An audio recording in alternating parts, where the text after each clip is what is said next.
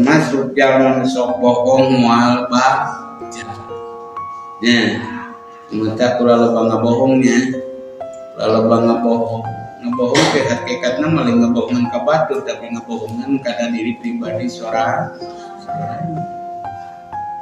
Cek dina hadis mah diterangkeun kieu anu jinah di hijau waktu sok tobat tina jinahna. Di hijau waktu mah eureun tina jinahna mah komo geus nini mah geus teu payu. Nya tuluy anu tukang maling masuk eureun tina malingna.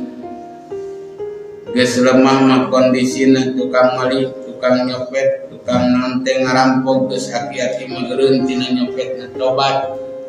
Geus teu walakaya. Gitu. Tapi tara ningali cek dina hadis jalma nu ngabohong eureun tina ngabohongna. Lamun tikeun leutik urang ayeuna ngabohong nepikeun ka aki-aki nepikeun ka maot teh bakal loba ngabohong we terus. Nah, di mata kade. Ulah dimimitian ngabohong mah nya. Sabab sakali ngabohong kan itu nanti bakal ngabohong deui keun depan kebohongan nanti.